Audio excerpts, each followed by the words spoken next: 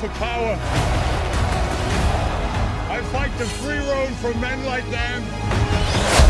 Maximus Decimus Meridius, a name that we hear and is just instilled in our memories as a classic movie that will never, ever be dethroned. Should they have done a sequel? Gladiator 2, ladies and gentlemen, it's here. Let's talk about the good. Number one, we gotta talk about your boy, Denzel Washington. The question is, when you see him in the trailer, like, why is he here? What is Denzel Washington doing here? And let me tell you something, he does not disappoint. In my opinion, it goes without saying, just about every scene that Denzel is in, he steals the show. I mean, he really shows that he's been in the business for a long period of time and he knows what he's doing. He carries just such a presence with him and he moves in ways in this movie that's like, hold up, well, wait a second, what's up with this character? I'm not going to spoil it, but I tell you what, he is one big breakout. But let me tell you, as far as the main character goes, I don't remember the actor's name, but I feel like he does a really solid job of this movie. There's a lot of weight on his shoulders, trying to fill the spot that Russell Crowe was once in many years ago. I think he does a really solid job. But when you look at that, you look at a main character, he is only as good as the supporting cast around him. Yes, he does a really solid job and no one's taking that away. But a movie as a whole can really drop if you don't have good supporting characters. So people like Pedro Pascal, his character in this movie, it's like, wait a second. Again, you see him in the trailer, you don't really know what everyone's roles are for the most part, except for you look at the emperors and stuff like that. You can tell they're bad people or whatever they are. They're annoying. They're little twins.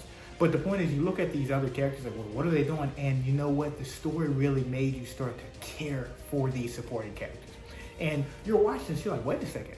I love a movie when you're like, should I be rooting for him or should I be rooting for him? I don't know who to root for. Let me just watch the movie and just try to see what's going on. So I think they did a really solid job with that. Another big breakout thing that I think is really worth noting is that this movie took you back to the feel of movies back around 2002, 2003 in a good way.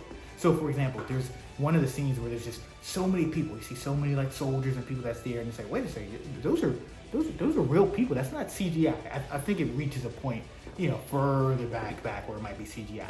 But you look and you see like these are real actors, real paid extras in a suit. And I think when you have that type of stuff in a movie, it just adds so much more layers, so much more depth to what's happening. And you're like, wait, this is, man, I feel the weight of what's happening because there's someone actually there with an emotion and feeling. And certain things with CGI, I think you kind of lose that a little bit. So I feel like that really just took you back. Because I'm watching this scene, I'm like, man, this reminds me of like Braveheart. You know, he's on the horse and he's like talking to people, whatever the case is, back in the Braveheart movies.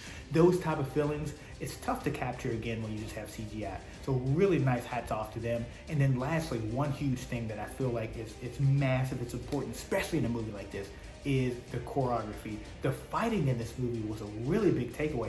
They could have easily done just a, you know, hack and slash, I'm a gladiator, and it's like, okay, that's cool, you know, maybe have some real big gravitas moments where someone gets, you know, impaled or something, but no, I felt like the fighting was on point, the choreography was on point. I'm like, yo, like this is really solid, this is really well done, and really, again, tip my hat to them because they could have really dropped the ball with that, but I feel like it was a big breakout moment and I was genuinely excited for whenever the fights happen. So that's a big plus for them. Let's get into the bad. Every movie has it. The big thing we're talking about here is like, okay, Gladiator 2. How are they going to drop the ball? It's going to be with the acting. It's going to be with the music. To me, I feel like they dropped the ball with the pacing of the movie. I know this sounds crazy, but one big highlight on this topic is at the end of the movie. I feel like the pacing really just kind of sped up. It's like, okay, there's this and this and this, and then we're just going to wrap it all together. And the movie ends kind of quick. It's almost like they're expecting like, okay, look, we got 5 minutes left. Let's just kind of wrap it all up. And I get it. You didn't want this to be something that's kind of drawn out, but you have so much that's going on in this movie in the sense of so many people's goals, ambitions, things that's going on. And you're like, wait a second, I want us to kind of go down that road a little bit more. Do I get it? Yes. Is it a bad in my opinion? Absolutely. You're still going to get an L for that in my opinion. And another thing, this is again, another opinionated thing, is that I feel like they should have had another gladiator that came up with the main character. Maybe another gladiator that was like, hey, me and you are like, we're both homies in this, you know. And I get they focused on the doctor and, you know, other supporting characters, which were great.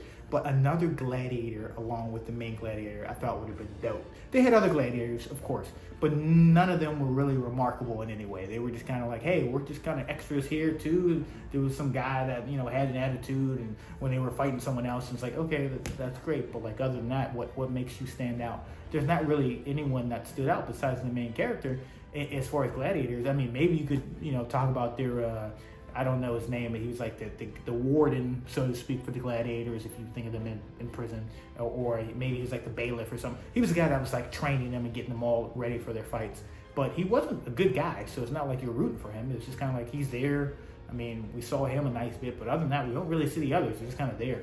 So I kind of felt like the movie could have done with that. I felt like it could have, you know, added an extra level to everything. I understand sort of why they didn't do that, but you guys kind of dropped the ball a little bit on that. And I think those things combined, it brings it down a little bit. So at the end of the day, Gladiator 2, should they have left it in the dust of our ancient ancestors in the past, or is this movie a good one or not? Ladies and gentlemen, I give it a solid 2 thumbs up. I enjoyed the movie, had a lot more fun with the movie than I thought I was going to. It really did a really solid job writing characters like Denzel Washington and Pedro Pascal and other people that were in the movie, and it's a good continuation. I think it's a solid choice. Go see it if you can. But there it is, folks. Did you see Gladiator 2? Did you like the movie? Did you like my review? Did you like what we were talking about? Let me know in that comment section below. Hit the like button, the follow button, the subscribe button. Ladies and gentlemen, the adventure is continuing. I will see you guys in the next video. Peace out.